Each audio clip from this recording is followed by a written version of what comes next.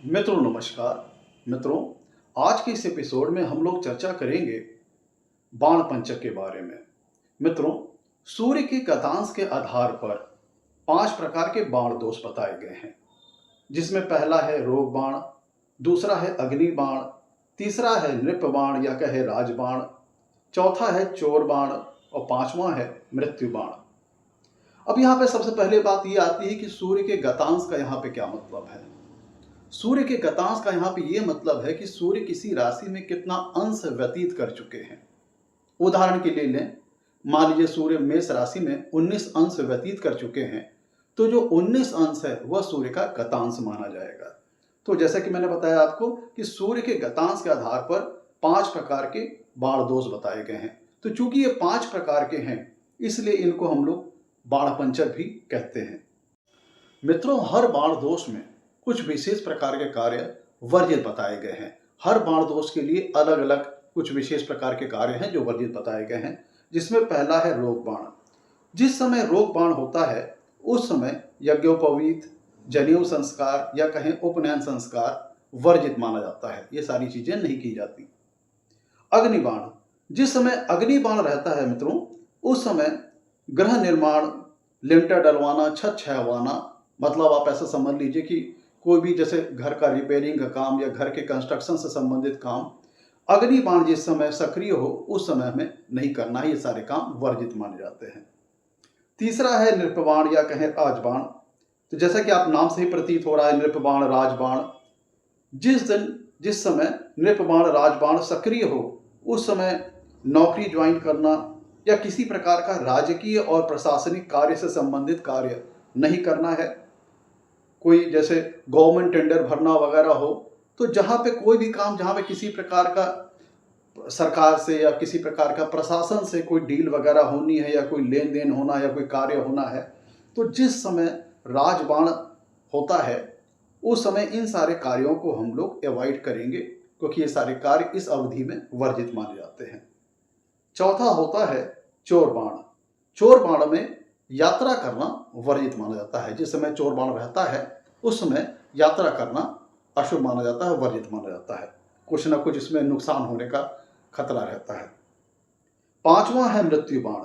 मृत्यु बाण मित्रों, जैसे कि नाम से ही प्रतीत हो रहा है, ये बहुत ही खराब दोष है और इसमें सभी प्रकार के मांगलिक कार्य वर्जित माने जाते हैं। और विशेष तौर पर मृत्यु बाण के समय, जिस समय मृत्यु बाण रहता है उस समय विवाह से संबंधित जो कर्म है, विवाह से संबंधित जो कार्य हैं, वह वर्जित माने जाते हैं।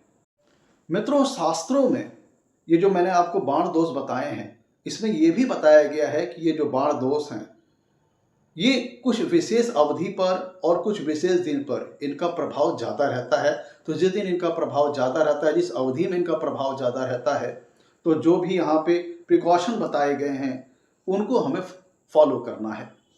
मित्रों, यहाँ पे कहा गया है कि शास्त्र में कि चोर बाण और रोग बाण रात्रि काल में विशेष इनका प्रभाव रहता है।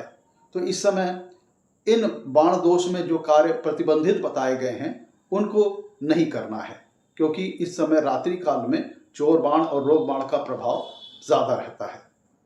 अग्नि बाण, जिस दिन अग्नि बाण रहता है उस दिन अग्नि बाण का जो प्रभाव होता है वो पूरे दिन रहता है। इसलिए जो भी काम अग्नि बाण में प्रतिबंधित बताए गए हैं उनको उस दिन हमें पूरे समय टालना है, दिन भर के। जैसे कि गृह निर्माण है, लिंटर डलवाना है, छत जमाना है, ये सारे काम जिस समय अग्नि बाण रहता है उस पूरे समय इसका प्रभाव सक्रिय रहता है, तो हमें इन सारे कार्यों को टालना चाहिए। तीसरा है राजबाण। राजबाण जिस दिन रहता है, जिस समय रहता है, इसका प्रभाव दिन की जो अवधि होती है उसमें ज़्यादा रहता है। तो इसलिए हम लोग राजबाण से संबंधित यहाँ पे जो प्रिकॉशन बताए गए हैं, जिन चीज़ों को हमें बचना है कार्य करने से, वो सारे काम हमें जिस दिन राजबाण रहता है उस दिन हमें, क्योंकि इसका प्रभाव दिन में ज़्यादा रहता है, तो हमें नौकरी ज्वाइन करना है, फिर राजकीय और प्रशासनिक कार्य, गवर्नमेंट टेंडर वगैरह भरना या किसी प्रकार की गवर्नमेंट डीलिंग वगैरह से संबंधित काम हमें उस दिन के पीरियड में, क्योंकि दिन के पीरियड में राजबाण का प्रभाव विशेष तौर पर ज़्यादा रहता है, तो हमें अवॉइड करना है। मृत्यु बाण। मृत्यु बाण का जो प्रभाव रहता है वो प्रातः काल तथा संध्या काल में विशेष तौर पर ज़्यादा रहता है। और जैसे कि मैंने बताया आपको कि एक अशुभ योग है, तो इसमें जो सभी प्रकार के जो मांगलिक कार्य हैं और ख़ास तौर पर विवाह से संबंधित कर्म हमें करने से बचना चाहिए, क्योंकि प्रातः काल और संध्या काल इसका जो मृत्यु बाण का प्रभाव है और ज़्यादा रहता है। तो जिस दिन मृत्यु बाण रहता है उस दिन प्रातः काल और साया काल में इसका प्रभाव ज़्यादा रहता है, तो हमें मांगलिक कार्यों से और विशेषकर तौर पर विवाह से संबंधित जो कर्म हैं उनको हमें इस अवधि में टालना चाहिए, इनसे परहेज करना चाहिए। आगे शास्त्रों में ये भी बताया गया है कि सप्ताह में ऐसे कौन कौन से दिन हैं जिसमें किसी बाण का विशेष प्रभाव रहता है। जैसे अगर हम लोग बात करें, रविवार को रोग बाण का प्रभाव विशेष तौर पर रहता है। हालांकि ये सभी जो मैंने बाण दोष बताए हैं ये अशुभ हैं, लेकिन इनका प्रभाव कुछ निश्चित दिन पर और ज़्यादा बढ़ जाता है। जैसे रविवार को रोग बाण का प्रभाव और ज़्यादा बढ़ जाता है। तो इसलिए हमने जो भी रोग बाण से संबंधित जो कार्य प्रतिबंधित बताए हैं, रविवार को अगर रोग बाण पड़ जाए तो हमें निश्चित तौर पर उन सारे कामों को रविवार को करने से बचना चाहिए। तो रोग बाण से संबंधित कौन से कार्य प्रतिबंधित मैंने बताए थे? यज्ञोपवीत है, जनेऊ संस्कार है, उपनयन संस्कार है, इनको हमें रविवार को करने से बचना चाहिए, क्योंकि रविवार को विशेष तौर पर रोग बाण का प्रभाव ज़्यादा होता है। मंगलवार को अग्नि बाण और चोर बाण का प्रभाव विशेष तौर पर ज़्यादा रहता है। तो इस तौर पर यहाँ पे जो भी प्रिकॉशन मैंने अग्नि बाण और चोर बाण से संबंधित बताए हैं, अगर मंगलवार को अग्नि बाण या चोर बाण पड़ जाता है तो हमें निश्चित तौर पर जो प्रिकॉशन मैंने बताए हैं अग्नि बाण और चोर बाण से संबंधित उनको फॉलो करना है। और जो भी कार्य अग्नि बाण और चोर बाण में प्रतिबंधित हैं उनको अगर मंगलवार को अग्नि बाण और चोर बाण पड़ जाए तो निश्चित तौर पर हमें उन्हें करने से बचना चाहिए। शनिवार को राजबाण का विशेष प्रभाव रहता है। शनिवार को राजबाण का विशेष प्रभाव रहता है, तो हमें जो भी प्रिकॉशन राजबाण को लेकर के हमने बताया है, अगर शनिवार को राजबाण पड़ जाता है तो इसका विशेष प्रभाव हो जाता है।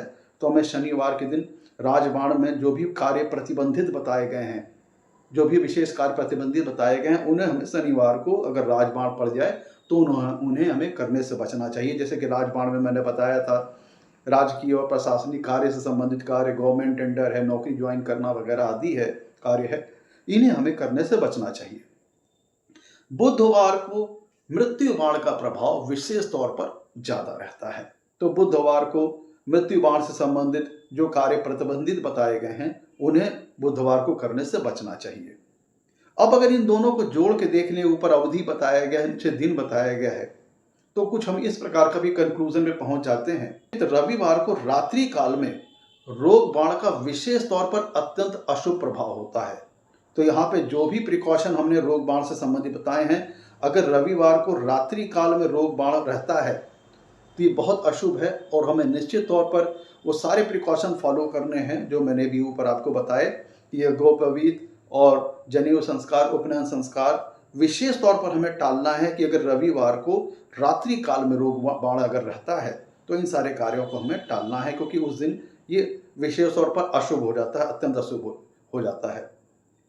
मंगलवार को पूरे समय अग्निबाण अत्यंत अशुभ है, क्योंकि अग्निबाण जैसे कि मैंने ऊपर आपको अवधि में बताया था, अग्निबाण पूरे समय एक्टिव रहता है, पूरे समय सक्रिय रहता है और मंगलवार को इसका प्रभाव ज़्यादा होता है। तो मंगलवार को पूरे समय अग्निबाण अत्यंत अशुभ है। तो अग्निबाण से संबंधित जो भी प्रिकॉशन बताए गए हैं, जो भी कार्य प्रतिबंधित बताए गए हैं, गृह निर्माण है, लिंटर डलवाना है, छत छवाना है, किसी प्रकार का घर में रिपेयरिंग वर्क है, कंस्ट्रक्शन वर्क है, तो मंगलवार को पूरा हमें टालना है, नहीं तो किसी प्रकार का नुकसान का यहाँ पे खतरा हो जाएगा। शनिवार को दिन में राजबाण को अत्यंत अशुभ माना जाता है, क्योंकि शनिवार को विशेष तौर पर दिन की अवधि में राजबाण का प्रभाव बहुत ज़्यादा होता है। तो इस दिन नौकरी से संबंधित कार्य और राजकीय और प्रशासनिक कार्य से संबंधित कार्य या फिर गवर्नमेंट टेंडर भरना, किसी प्रकार की गवर्नमेंट डीलिंग है, उसको हमें करने से बचना चाहिए। मंगलवार को रात्रि में चोर बाण का प्रभाव बहुत ज़्यादा बढ़ जाता है, इसलिए मंगलवार को विशेष तौर पर रात्रि काल में चोर बाण को अत्यंत अशुभ माना जाता है। तो इस समय जो भी कार्य चोर बाण से मैंने आपको प्रतिबंधित बताया है, उन सारे कार्यों को आपको मंगलवार को रात्रि में करने से बचना चाहिए। अगर मंगलवार को रात्रि काल में चोर बाण रहता है तो हमें विशेष तौर पर चोर बाण से संबंधित कार्य को मंगलवार की रात्रि काल में अवॉइड करना चाहिए। तो चोर बाण के अंतर्गत कौन से कार्य आते हैं? जैसे यात्रा करना। यात्रा करना हमें चोर बाण जो होता है उसमें बचना चाहिए। और तो चूंकि चोर बाण का प्रभाव और ज़्यादा बढ़ जाता है मंगलवार को, और वो भी मंगलवार को रात्रि काल में, तो हमें विशेष तौर पर अगर किसी प्रकार की यात्रा करनी है तो इस अवधि में हमें टालना चाहिए, उससे बचना चाहिए। बुधवार को प्रातः तथा साया काल में, बुधवार को प्रातः काल में तथा संध्या काल में मृत्यु बाण का प्रभाव बहुत ज़्यादा बढ़ जाता है। तो यहाँ पे जो भी कार्य मृत्यु बाण से संबंधित प्रतिबंधित बताए गए हैं उन्हें इस अवधि में करने से निश्चित तौर पर बचना चाहिए। मृत्यु बाण बहुत ही अशुभ होता है और इसका प्रभाव बुधवार को प्रातः काल तथा संध्या काल में विशेष तौर पर बढ़ जाता है। तो सभी प्रकार के मांगलिक कार्य, विशेष तौर पर विवाह से संबंधित कर्म, पूजा पाठ, विवाह तो हमें करने से बचना चाहिए, क्योंकि बुधवार को प्रातः काल तथा संध्या काल में मृत्यु बाण विशेष तौर पर सक्रिय हो जाता है।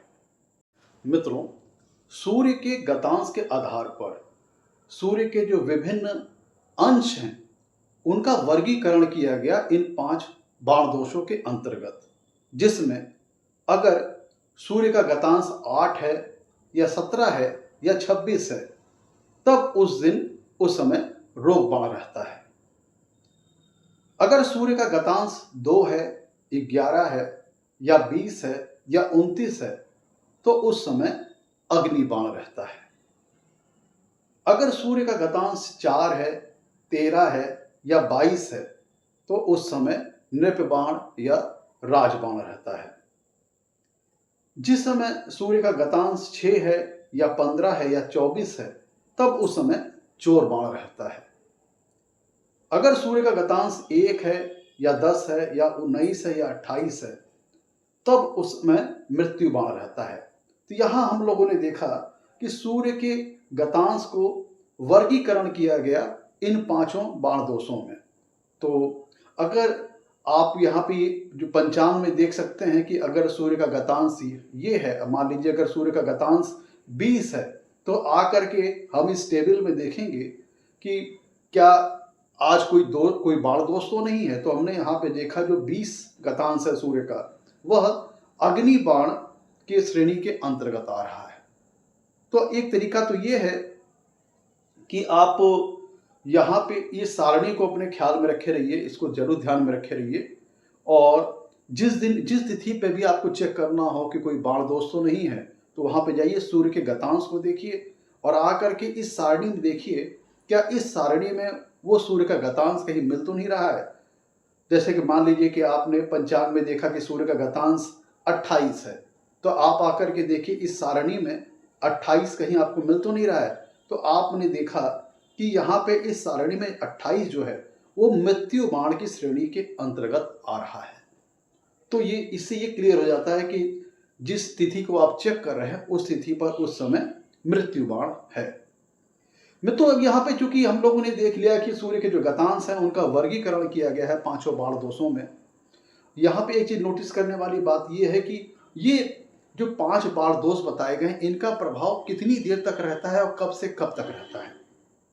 तो मित्रों, जो सारणी में जो आप सूर्य के जो गतांश देख रहे हैं तो ये जो गतांश है वह ये इन 5 बाण दोषों का स्टार्टिंग पॉइंट है।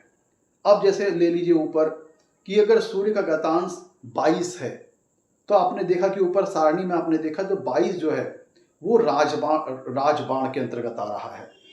तो ये जो राजबाण दोष है इसका प्रभाव कब शुरू होगा जब सूर्य किसी राशि में 22 गतांश को पूरे कर चुके हों या कहें 22 अंश पूरे व्यतीत कर चुके हों किसी राशि में, तब राजबाण का प्रभाव शुरू होगा और ये तब तक प्रभावी रहेगा जब तक सूर्य 23 गतांश पूरा ना कर ले। तो मतलब यहाँ पे ये जो 5 बाण दोष हैं कब शुरू होंगे? जो सूर्य का यहाँ पे जो गतांश दिया है जब उस गतांश पर सूर्य होंगे तब यहाँ पे वो बाण दोष प्रभावी होना शुरू हो जाएगा और तब तक प्रभावी होगा जब तक वो सूर्य अगली 1 डिग्री और 1 अंश और नहीं व्यतीत कर लेते हैं। जैसे उदाहरण के तौर पर मान लीजिए कि अगर सूर्य की जो गतांश है वो 10 है, तब यहाँ पे मृत्यु बाण प्रभावी हो जाएगा, मृत्यु बाण का असर शुरू हो जाएगा। और जब तक सूर्य का जो गतांश है वो 11 नहीं हो जाता है तब तक मृत्यु बाण का असर रहेगा। तो यहाँ पे हम लोगों ने ये देखा कि 1 डिग्री जो होता है वो किसी भी बाण दोष के लिए जो प्रभाव में आने के लिए जो अवधि होती है वो है 1 डिग्री की। मतलब 1 डिग्री, ये जो आप गतांश यहाँ पे देख रहे हो सारणी में, ये स्टार्टिंग पॉइंट है किसी भी बाण दोषों के प्रभाव में आने का, और इसके आगे चल करके 1 डिग्री और तक उस दोष का प्रभाव रहता है। जैसे ऊपर हम देखें रोग बाण में 8 लिखा है, तो 9 डिग्री तक रोग बाण, 8 डिग्री से रोग बाण का प्रभाव शुरू होगा, 9 डिग्री तक रहेगा। 17 डिग्री से रोग बाण का प्रभाव शुरू होगा, 18 डिग्री तक रहेगा। इस प्रकार आप समझ सकते हैं। मित्रों, एक तरीका तो ये है कि आप पंचांग में देख करके कि सूर्य का गतांश कितना है, फिर आइए देख करिए उसको मिलान करिए सारणी में। अगर सारणी में किसी श्रेणी में आपको गतांश मिल जाता है तो मान के चलिए जिस तिथि को आप चेक कर रहे हैं, जिस समय को आप चेक कर रहे हैं, उस समय पर बाण दोष है, आप ऐसा समझ लीजिए। अब मैं तो ये तो एक तरीका ये हो गया। अब एक तरीका और है कि हम एक सूत्र के हिसाब से एक फार्मूला फॉलो करके हम चेक कर सकते हैं कि जिस तिथि को हमें चेक करना है उस समय पे किसी प्रकार का बाण दोष तो नहीं है। इसको हम एक साथ भी देख सकते हैं और सेलेक्टिव वे में भी देख सकते हैं।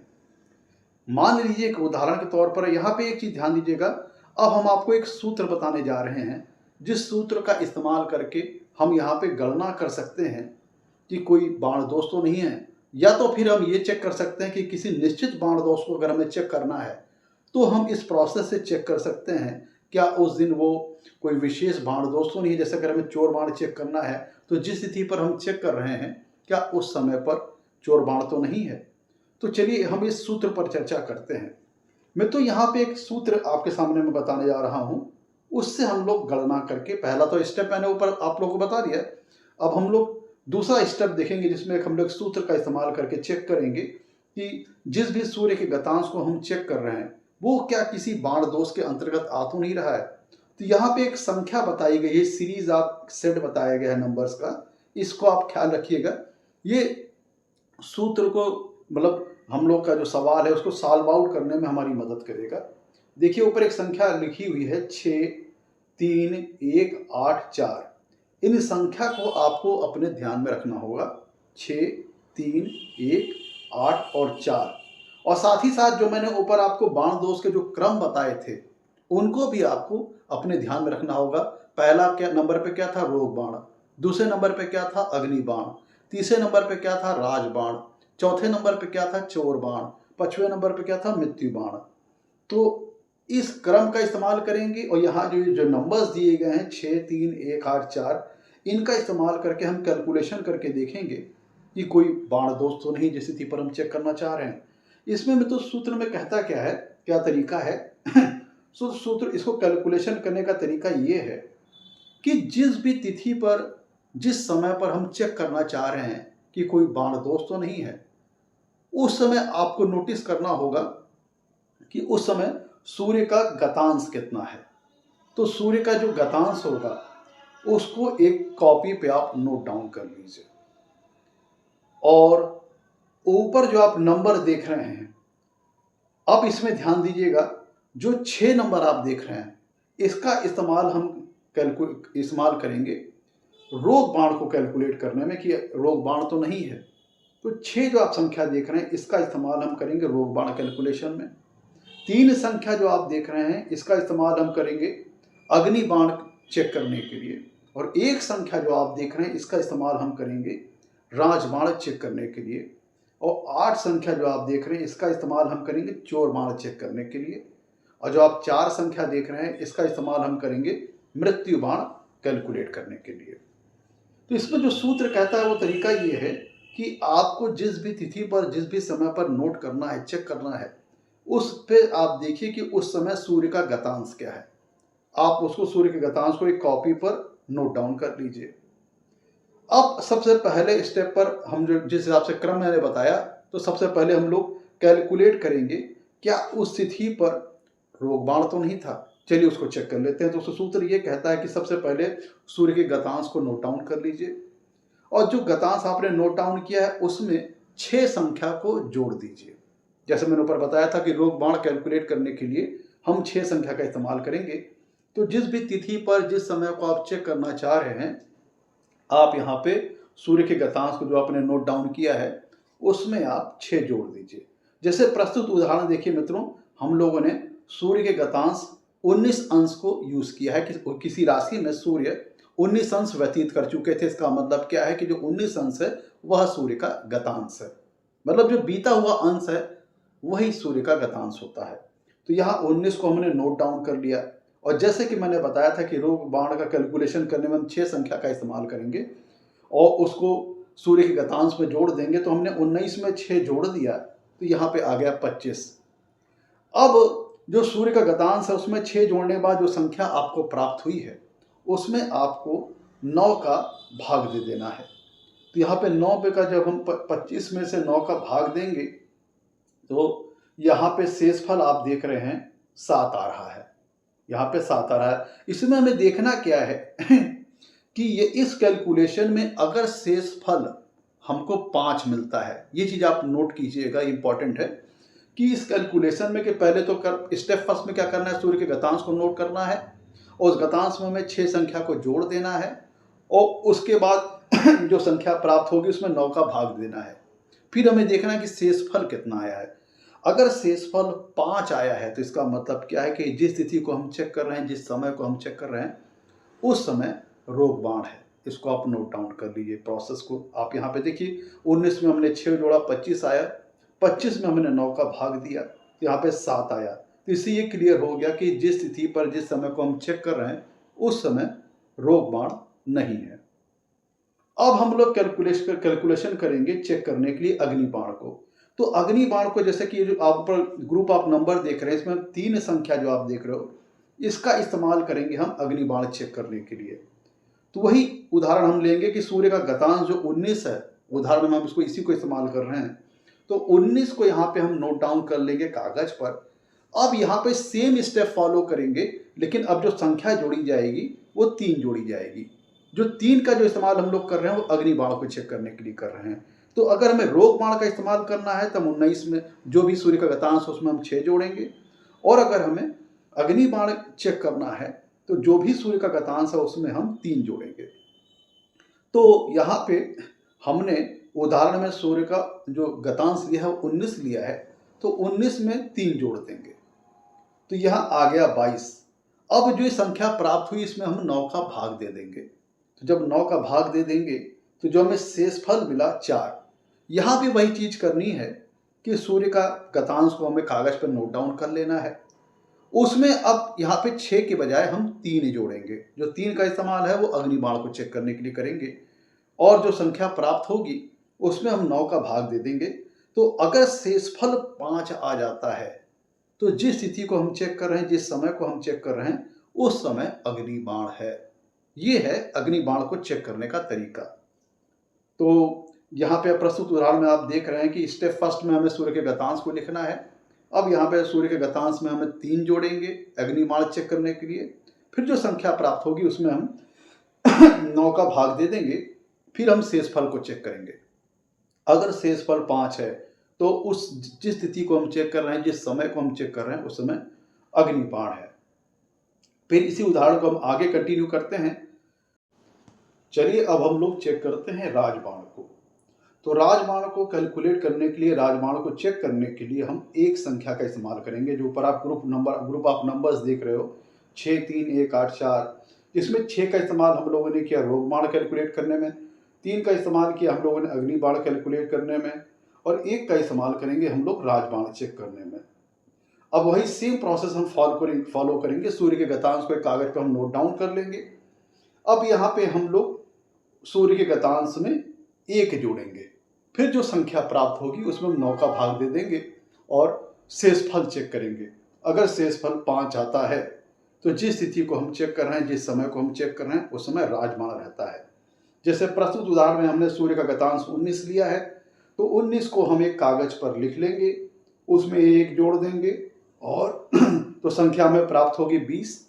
20 को हम भाग देंगे 9 से, तो यहाँ पे शेषफल प्राप्त होता है 2, जो कि हमने चेक किया यहाँ पे कि हमें चेक करना था शेषफल कहीं 5 तो नहीं आ रहा है, तो यहाँ पे शेषफल चूंकि 5 नहीं आ रहा है, तो जिस तिथि को जिस समय को हम चेक कर रहे हैं उस तिथि उस समय पर राजबाण नहीं है।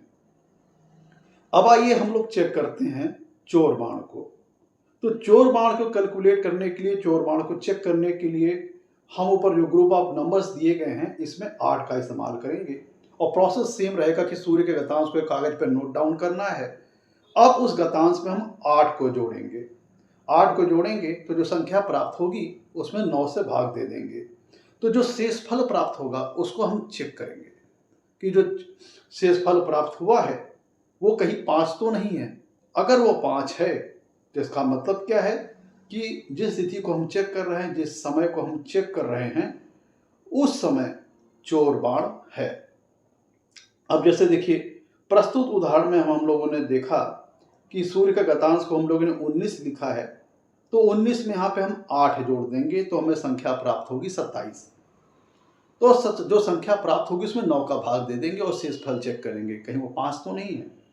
तो प्रस्तुत उदाहरण में देखिए तो 19 में 8 जोड़ दिए, प्राप्त हुआ 27। 27 को 9 से भाग देंगे तो शेषफल बचा 0। तो चूंकि शेषफल 0 बच रहा है तो इसका मतलब ये है कि उस दिन चोर बाण नहीं है। अगर यहाँ पे शेषफल 5 बचता तो उस दिन चोर बाण होता। फिर से बता रहा हूँ कि इसका प्रोसेस है क्या है कि सूर्य के गतांश को नोट कर लीजिए, उसमें 8 जोड़ दीजिए। 8 का जो इस्तेमाल होगा वो चोर बाण कैलकुलेट करने में होगा, चोर बाण चेक करने में। तो जो संख्या प्राप्त होगी उसे 9 से भाग दे दीजिए। 9 से भाग देने पर अगर शेषफल 5 आता है तो जिस तिथि को आप चेक कर रहे हो, जिस समय को आप चेक कर रहे हो, उस दिन चोर बाण है।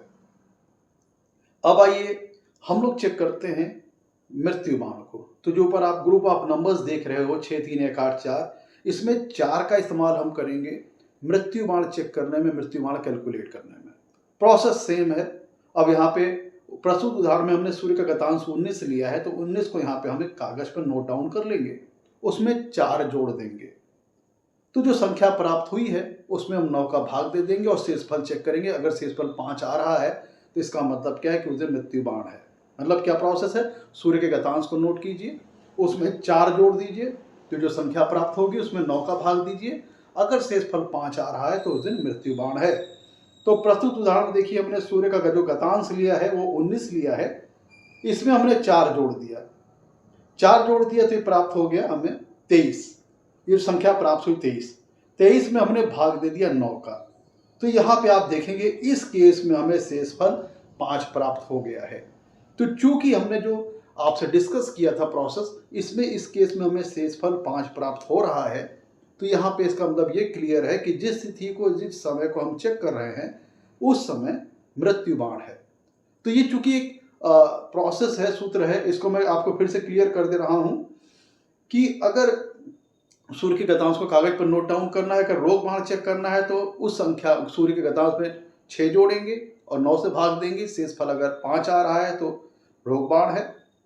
और अगर सूर्य के गतांश में हम 3 जोड़ेंगे, जो संख्या प्राप्त होगी उसे 9 से भाग देंगे। अगर शेषफल 5 आ रहा है तो उस दिन अग्नि बाण है। सूर्य के गतांश में हम 1 जोड़ेंगे, जो संख्या प्राप्त हुई उसे 9 से भाग देंगे, उसका शेषफल चेक करेंगे। अगर उस दिन 5 आ रहा है तो उस दिन राजबाण है।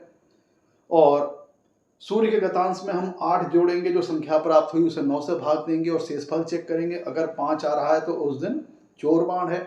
सूर्य के गतांश में हम 4 जोड़ेंगे, जो संख्या प्राप्त हुई उसे 9 से भाग देंगे। और अगर शेषफल 5 आ रहा है, 9 से भाग देने पर शेषफल जो आ रहा है 5 आ रहा है, तो उसमें हमें उस दिन ये क्लियर हो जाएगा कि मृत्यु बाण है।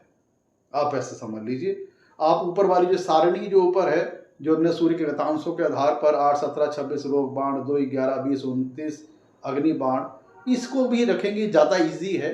अगर आप चाहें तो इस सूत्र का इस्तेमाल कर सकते हैं।